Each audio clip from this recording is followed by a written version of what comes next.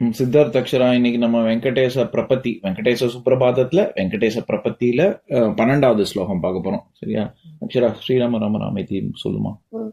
ஸ்ரீராம ராம ராமேதி ரமே ராமே மனோரமே சஹஸ்ரநாம தத்துல்யம் ஸ்ரீராம நாமவராணனே. ஸ்ரீராம ராம ராமேதி ரமே ராமே மனோரமே சஹஸ்ரநாம தத்துல்யம் ஸ்ரீராம நாமவராணனே. ஸ்ரீராம ராம ராமேதி ரமே ராமே மனோரமே சஹஸ்ரநாம தத்துல்யம் ஸ்ரீராம நாமவராணனே. Very good. சித்தார்த்த, நான் 11வது ஸ்லோகம் சொல்றேன், அதுக்கு பொருள் சொல்றியா? பார்த்தா யதத்ஸ திருஷசாரதினா த்வயைவ யௌதர்ஷிதௌ ஸ்வச்சரணௌ சரணம் பிரஜேதி பூயோபி மஹ்யமிஹதௌ கரதர்ஷிதௌ தே ஸ்ரீ வெங்கடேஷ சரணௌ சரணம் பிரபத்யே. இதுக்கு என்ன பார்த்தோம்? அர்ஜுனா மகாபாரதத்துல போர்ல அர்ஜுனா சண்டை போடாம வில்லத்துக்கு கீழே போடும்போது நீ தான் அவனுக்கு ஆறுதல் சொல்லி ஊக்கமளித்த. அந்த மாதிரி எல்லாருக்கும் பண்ணணும். என்ன கொடுக்கணும்? விஸ்வரூப தரிசனம் காமிக்கணும். விஸ்வரூப தரிசனம் காமிக்கணும் எல்லாருக்கும். அதுக்கப்புறம் திருப்பதியில நீ தான் எப்படி உன்னோட திருவடி தான் முக்திக்கான வழின்னு காமிக்கிற. அப்பேற்பட்ட விஷ்ணு நமஸ்காரம்.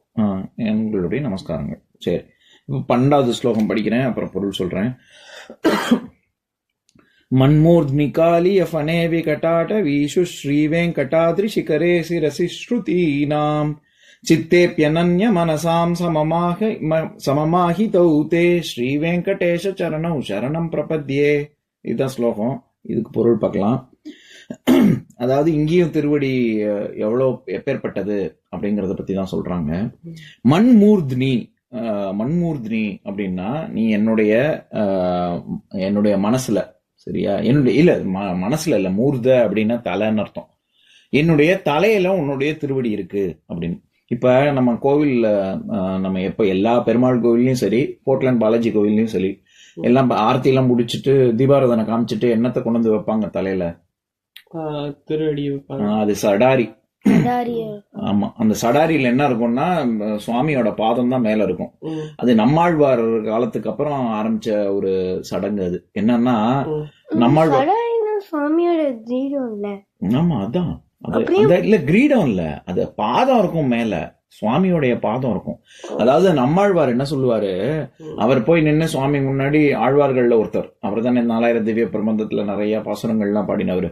அவர் என்ன பண்ணுவாரு, அவர் போய் எனக்கு அருள் புரிஞ்சுட்டு சரி, ஆனா என்னை ஸ்லோகம் சொல்லாதவங்க, உன்னை பத்தி தெரியாதவங்க, இந்த உயிர்கள், இந்த உலகத்துல எத்தனை உயிர்கள் இருக்கு, எல்லாருக்கும் கோயில்ல வரவங்க எல்லாருக்குமே உன்னுடைய அருள் கிடைக்கணும் அப்படிங்கறத, அவருடைய பாதம் நம்ம மேல பட்டதுனாலே நமக்கு முக்தி கிடைக்கும்ல. அதனாலதான் அவங்க சடாரிய வச்சுட்டு அதுக்கப்புறமா தான் பிரசாதமே கொடுப்பாங்க. சரியா? அப்ப அந்த என்னுடைய தலையில உன் பாதம் படியணும் அப்படின்னு சொல்றாங்க. மன்மூர்த்னி காளியஃபனே விகடாட்ட அப்படின்னா காளிங்க நர்தனம் அப்படின்னு கிருஷ்ணருடைய வாழ்க்கை வரலாறுல ஒரு வரலாற்று சம்பவம். அது ஒரு ரொம்ப எல்லாரும் ரொம்ப புகழ்ந்து சொல்லக்கூடிய விஷயம். அது என்னன்னா, எப்பவுமே மாடு மேய்ச்சிட்டு இருப்பாங்கல்ல, யாதவ குலத்துல தானே பிறந்தாரு கிருஷ்ணர். மாடு மேய்ச்சிட்டு இருக்கும் பொழுது யமுனை நதிக்கரையோரமா அப்போ ஒரு இடத்துல என்ன ஆகும், ஒரு கட்டத்துல காளிங்கன்கிற ஒரு பாம்பு, காளிங்கன், சரியா? காளிங்கன்கிற ஒரு பாம்பு என்ன பண்ணுவாங்க, அந்த நதிக்கரையவே எல்லாம் விஷத்தை உண்டு பண்ணிடுவாங்க. அந்த பாம்பு அங்க இருக்கிறதுனால அந்த தண்ணியே விஷமாயிடும். அப்ப என்ன ஆகும், அங்க இருக்கிற மாடு அந்த தண்ணியை போய் பருகி அது மாடு மயக்கம் போட்டு விழுந்துரும். உடனே அந்த இடமே அப்படியே பாய்சனஸ், ரொம்ப விஷம் பொருந்தியதாக இருக்கும். அப்ப கிருஷ்ணர் இந்த பாம்புனாலதான் இப்படி ஆச்சு அப்படின்னு சொல்லி பாம்பை இது வதம் பண்றதுக்கு போவாரு. போனா கிருஷ்ணா போகாதன்னு எல்லாரும் கத்துவாங்க. உடனே இவர் ஆனாலும் போய் ஒரு கட்டத்துல பார்த்தா பாம்பும் கிருஷ்ணரும் உள்ள தண்ணிக்குள்ள அடியில தான் இருப்பாங்க. வெளியில் தெரியவே மாட்டாங்க. அச்சுச்சோ என்ன ஆச்சோ அப்படின்னு பார்த்தா இவர் இப்படி பாம்பு படம் எடுத்து மேல வரும். அது மேல கிருஷ்ணர் நின்று ஆடின்னு இருப்பாரு, பாம்போட வாழை கையில பிடிச்சிட்டு. அவ்வளோ அந்த பாம்பையே அவரு என்ன சொல்றது, அடக்கிட்டாரு. அந்த மாதிரி அது ஆக்சுவலா கொல்றதுக்கு தான் போயிருப்பாரு. அதுக்கப்புறம் சரி ஃப்ரெண்ட்ஸ் ஆகி ஆடிந்தாங்க. என்னது அதுக்கப்புறம் ஃப்ரெண்ட்ஸ் ஆகி ஜாலியாக ஆடிந்தாங்க. ஆமா ஃப்ரெண்ட்ஸ் ஆகி ஜாலியெல்லாம் ஆடல. அதுக்கப்புறம் அந்த பாம்பு அந்த இடத்த விட்டு போயிடும். அதாவது என்னை ஒண்ணும் பண்ணிடாத, நான் இந்த இடத்த விட்டு போயிடுறேன் அப்படின்னு பாம்பு கேட்டுக்கொண்டு அதனால அவர் விட்டுருவார். இப்படி தலைமையில இருந்தா இப்படி இப்படி பாம்புனா நம்ம ஆதிசேஷன் பாம்பு மாதிரி எவ்வளவு பெரிய பாம்பு, ஆமா அவ்வளவு பெரிய பாம்பு. வாழை பிடிச்சு வால் ரொம்ப பெரிய வால். ஆதிசேஷனுக்கு எவ்வளவு இன்ஃபினிட்டி சிம்பிள் போடுவோம்ல, எவ்வளவு பெருசா இருக்கும். அந்த மாதிரி நீளமா இருக்கிற வாழத்துக்கு பிடிச்சுன்னு பாடுவார். இந்த இதை வந்து டான்ஸ் ஃபார்ம்ல வரையறது, ஓவியத்துல, சிற்பத்துல, எல்லாத்துலயும் இந்த காளிங்க நர்த்தனம்னா நடனம்னு அர்த்தம், டான்ஸ்.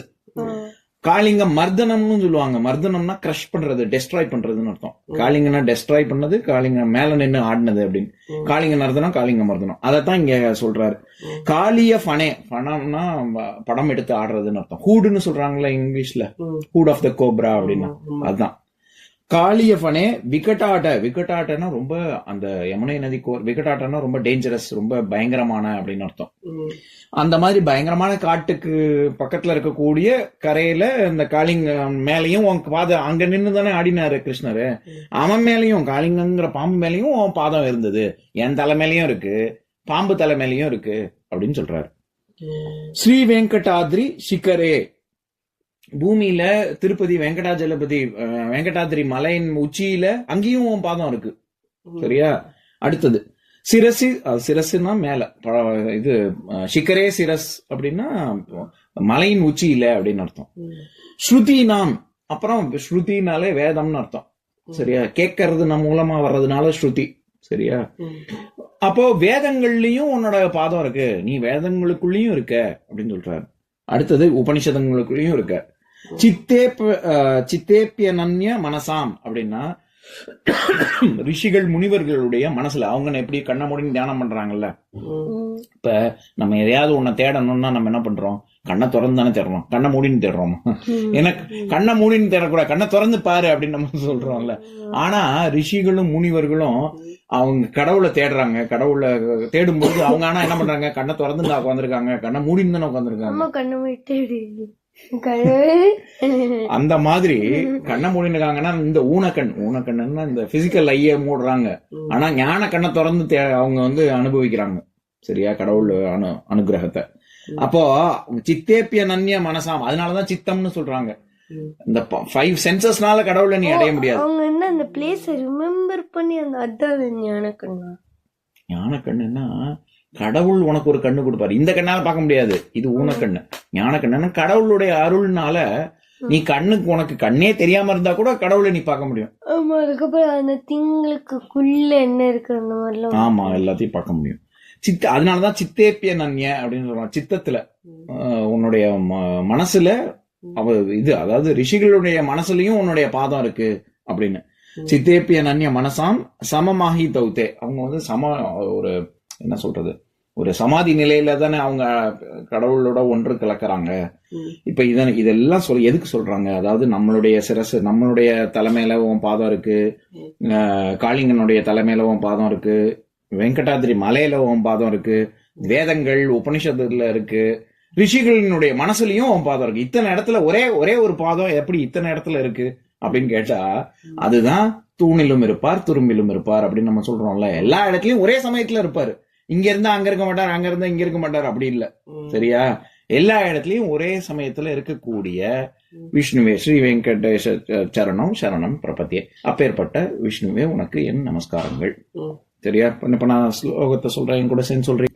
மன்மூர்த்னி காளியஃபனே விகடாட்ட வீஷு ஸ்ரீ வெங்கடாத்ரி சிகரே சிரசி ஸ்ருதீனாம் சித்தேப்யனன்ய மனசாம் சமமாஹி தௌத்தே ஸ்ரீ வெங்கடேஷ சரணம் சரணம் பிரபத்தியே. இன்னொரு நாள் இன்னொரு ஸ்லோகம் பார்க்கலாம்.